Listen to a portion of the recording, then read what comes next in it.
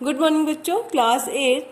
आज हम आपको खाद्य पदार्थों का संरक्षण नामक पाठ पढ़ाएंगे। बच्चों, खाद्य पदार्थों का संरक्षण का अर्थ होता है कि खाने की वस्तुओं को अधिक समय तक के लिए खाने योग्य बनाए रखना। यानी पदार्थों का संरक्षण का अर्थ है कि उसकी फूड वैल्यू को अधिक समय तक हम बनाए रखें, चाहे वो रसायन के माध्यम से या निर्जलीकरण करके हम खाने पीने की वस्तुओं को अधिक समय तक के लिए खाने योग्य बनाए रख सकते हैं। बच्चों, खाद्य पदार्थों का संरक्षण अधिक समय तक भोजन को बनाए रखना ही खाद्य पदार्थों का संरक्षण होता है, जिसे हम फ्यूमिगेशन विधि के माध्यम से या इथाइलिन डाइब्रोमाइड का प्रयोग करके भोज्य पदार्थों को अधिक समय तक सुरक्षित रख सकते हैं। इसके अतिरिक्त निर्जलीकरण विधि यानी खाद्य पदार्थों को चाहे वो धूप में सुखाकर, चाहे उसके जल को सुखाकर उसको नमी से मुक्त कर देते हैं, जिससे वह वस्तु अधिक समय तक खाने योग्य बनी रहे। घरेलू विधि भी होती है, जैसे तेल का प्रयोग करके अधिक चीनी डाल के या नमक डालकर भी हम खाद्य पदार्थों को अधिक समय तक सुरक्षित रख सकते हैं। ये सारी विधियां हैं जिनके माध्यम से हम खाद्य पदार्थों को सुरक्षित रख सकते हैं। बच्चों, खाद्य पदार्थों को सुरक्षित रखने के लिए या उनका संरक्षण करने के लिए हमें कुछ रसायन की जरूरत पड़ती है, जैसे हमने बताया इथाइलिन डाइब्रोमाइड, है ना, या फिर अधिक नमक डालना। इसके अतिरिक्त धूप में निरंतर उसको धूप दिखाते रहना ताकि उसकी नमी खत्म होती रहे और उसमें सूक्ष्म जीवाणु पैदा ना हो जो उसको सड़ने से रोकें। तो हम इस प्रकार देखते हैं कि खाद्य पदार्थों को संरक्षित रखने का क्या कारण होता है। सूक्ष्म जीवाणुओं से खाद्य पदार्थों की रक्षा करना ताकि उनमें सड़न न पैदा हो और वो अधिक समय तक खाने योग्य बने रहें। अब खाद्य पदार्थों का संरक्षण का क्या महत्व होता है। बच्चों, अब जैसे ऊपर हमने देखा कि अधिक समय तक बनाए रखना या भोजन की वस्तुओं को, उनके पोषक तत्वों को अधिक समय तक हम बनाए रखने के लिए भोजन को संरक्षित करते हैं। तो इस प्रकार हमने इसके महत्व को जान लिया कि बिना मौसम के भी कभी कभी हम कुछ सब्जियों को या कुछ फलों को खाते हैं,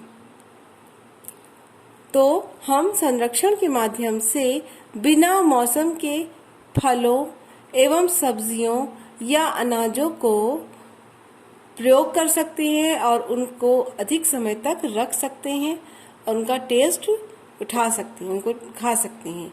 इसके अतिरिक्त अनाज, जैसे कि किसानों के पास कुछ अनाज ऐसे होते हैं जो साल में एक ही बार होते हैं, जैसे गेहूं वगैरह, तो चावल एक ज़रूरत से ज़्यादा, उनके ज़रूरत से ज़्यादा जो पैदावार हो जाती है तो वो मार्केट में जाकर के उसे बेच देते हैं।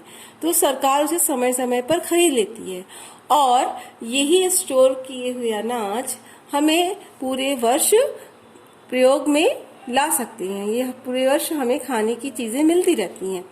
तो अभी आज जैसे महामारी के समय में जब सभी लोग घर के अंदर लॉक हैं, यानी लॉकडाउन लगा हुआ है, तो हमें जो पहले से रखे हुए अनाज हैं वही आज हमको मिल रहे हैं, उनको हमने संरक्षित करके रखा है, तभी तो आज हम ले पा रहे हैं।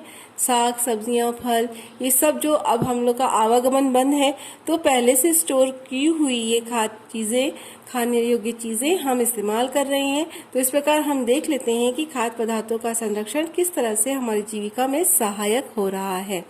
तो बच्चों, हमने देखा कि खाद्य पदार्थों को संरक्षित करने की कुछ रासायनिक विधियां होती हैं, निर्जलीकरण के माध्यम से या अधिक घरेलू विधियां जैसे नमक, चीनी, तेल के माध्यम से हम चीज़ों को सुरक्षित करके रख सकते हैं, उन्हें अधिक समय तक खाने योग्य बनाए रख सकते हैं। तो बच्चों, इससे संबंधित कुछ अभ्यास या प्रश्न हैं जो हम नीचे देखेंगे। जैसे दूध है, दूध को हम लोग उबाल करके उसमें जो सूक्ष्म जीवाणु हैं उनको नष्ट कर देते हैं और अधिक समय तक उसको हम प्रयोग में ला सकते हैं। इसी तरह हरा धनिया है, हरा धनिया पत्तियां होती हैं हरी हरी, जल्दी से सूख जाती हैं, तो उनको हम नम या गीले कपड़े में बांध के रखते हैं फ्रिज में, ताकि हम अधिक समय तक उसका इस्तेमाल कर सकें। इसी तरह प्याज या लहसुन है तो हम हफ्ते में या 10 दिन में लाते हैं, उसको स्टोर कर लेते हैं, यानी इसको ऐसी जगह रखते हैं जहां हवा लगती रहे, उसकी नमी खत्म होती रहे, ताकि वो अधिक समय तक सुरक्षित रहे। यानी नमी से जो जीवाणु हैं वो पनपते हैं, तो नमी को खत्म कर देने से वो अधिक समय तक बने रहते हैं। अब सही गलत देखते हैं बच्चों। 0° तापक्रम पर जीवाणु सक्रिय हो जाते हैं, ये गलत है। परिरक्षण विधि से मुरब्बा, जैम, जेली आदि सुरक्षित रखा जाता है, यानी संरक्षण विधि के माध्यम से हम अचार, मुरब्बा, जैम, जेली आदि सुरक्षित रख सकते हैं। तो ये आपका चैप्टर था खाद्य पदार्थों का संरक्षण। तो हमने देखा कि संरक्षण मतलब क्या होता है, किसी चीज को अधिक समय तक बनाए रखना, उसकी लाइफ को बनाए रखना, ठीक है। और इसका क्या उद्देश्य होता है या महत्व इसका क्या है कि हम बिना मौसम के भी खाद्य पदार्थों को संरक्षित करके बिना मौसम के फलों, सब्जियां या अनाजों को फिर से प्रयोग में ला सकते हैं या स्टोर करके रख सकते हैं। और अगर उस समय या मौसम नहीं है तो बिना मौसम के भी हमें ये सब्जियां, फल या अनाज मिल जाते हैं।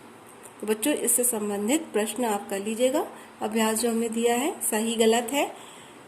दूध उबाल के हरा धनिया गीले कपड़े में और प्याज और लहसुन को नमी से बचाकर हम संरक्षित रख सकते हैं। और ये जो सही गलत है, 0° पर तापक्रम पर जीवाणु सक्रिय होते हैं, ये गलत है। 0° तापक्रम पर जीवाणु निष्क्रिय हो जाते हैं। इसी तरह परिरक्षण विधि से हम मुरब्बा, जैम, जेली, अचार वगैरह संरक्षित रख सकते हैं, ये सही है। इसको अपनी कॉपी में बच्चों कर लीजिएगा, जब हम लोग मिलेंगे तो उसका हम करेक्शन करेंगे। इससे पहले क्लास 8 के बच्चे हमने कुछ प्रायोगिक कार्य दिया था, आप लोगों को याद है, मास्क बनाना था आप लोगों को। तो आप लोगों ने मास्क बना के रखा है। देखिए, हमने ये मास्क बनाया घर में, घर के जो बेकार टुकड़े पड़े रहते हैं, सूट से बच जाते हैं, तो उसी का आप प्रयोग करिए। और ये मास्क बहुत ज़रूरी है आपके परिवार के सदस्यों के लिए भी और आपके लिए भी। जब आप बाहर जाइए तो घर से बाहर निकलते वक्त मास्क ज़रूर लगाए रखिए। ये जो महामारी का युग है, कोविड-19 से बचने के लिए अत्यंत आवश्यक है। इस जो संक्रमण फैल रहा है, संक्रमित बीमारी से बचने के लिए ये मास्क आपके जीवन के लिए अहम पहलू है। ये बहुत इम्पॉर्टेंट है बच्चों, इसको लगा के निकलिए और इसको बनाना सीख लीजिए, बहुत इजी है। हमने पहले ही बताया था, इससे पहले क्लास में एक कपड़े को एक रेक्टेंगल काट लिए, चारों तरफ पाइपिंग लगा लीजिए और मास्क बनाइए। जब हम आपसे मिलेंगे तो हम देखेंगे एक बच्चा कम से कम 5 मास्क बना के रखे, ठीक है।